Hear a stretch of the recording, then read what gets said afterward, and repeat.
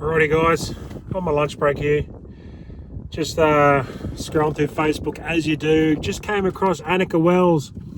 I'm going to go after all the social media companies that aren't getting the kids off there, you know.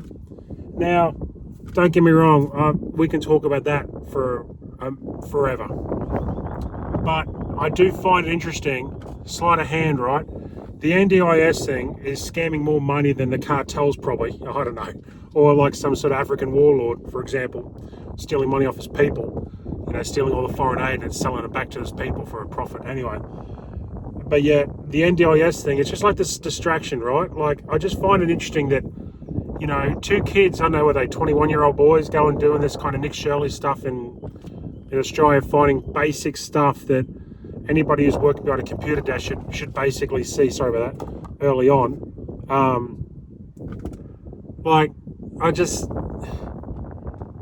Once again, this is not for a One Nation thing, but I just hope One Nation or somebody gets their act together so we have a decent opposition. So these people, when they go into question time in Parliament, have to answer questions legitimately, you know, with fear that there's someone right up their tail ready to take over when they're ready, when it's all good and ready. You know what I mean? Like, that sounded terrible anyway.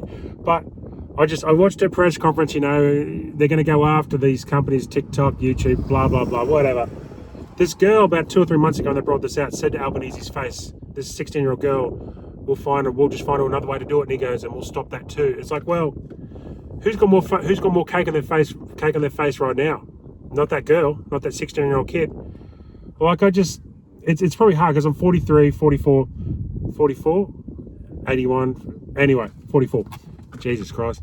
But I grew up without the internet and with it. And I suppose if I grew up with the internet, I might look at this differently because I haven't relied on it to grow up, you know. Anyway, but my point to this is I'll talk about that another day about outletting kids on taking kids off social media. But what I do find is, you know, I question this whole campaign now. And when you can create your own statistics and say how much better it is by just plonking people in front of the TV and telling them to read this, but don't look at the paper as you say it.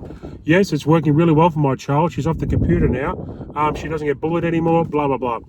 Like, I just find, like, right now, I reckon if you interviewed more people, wastage of the NDIS or the kids getting kids off Instagram. Now, don't get me wrong. I'm not saying the kids off Instagram we should throw that away. We can come back to that. But I would love to know how much money's been blown on this bullshit with getting kids off social media. You know, because as we know, when the government said they spend 1 million, it's really 2 million.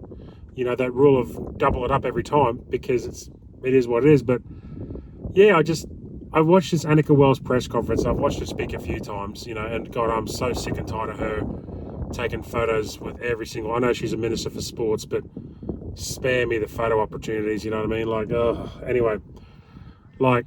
But this NDIS thing, now I know it's a different portfolio, I'm guessing, but like it's Albanese, I've got to give him credit. Every time there's a crisis, he vanishes. He's got that Harry Potter invisible cloak on, you know what I mean? Comes out, you know, when the Matildas win or, you know, when somebody else is doing well or blah, blah, vanishes. Albanese's got very good PR, right? Very good. So I'll give it that. But anyway, I don't know what I'll title this video, but it's just me on lunch break talking about Annika Wells and the press conference. But yeah, I can't be the only one. Sure, comment below. Like I said the other day, nothing will happen with this NDIS thing. I guarantee it, nothing will. They'll have a sacrificial lamb. There'll be that one woman that was just going, "Ooh," the crazy woman that broke the sunglasses. They might lose that, and they'll do a press conference saying, "Yeah, look what we did." But meanwhile, it's like somebody made a comment the other day. The cancer is so deep in the NDIS, it actually has to be basically burnt off to start again. And if that's the case, like, that's terrible, you know. But anyway, have a good day. I will talk to you tomorrow.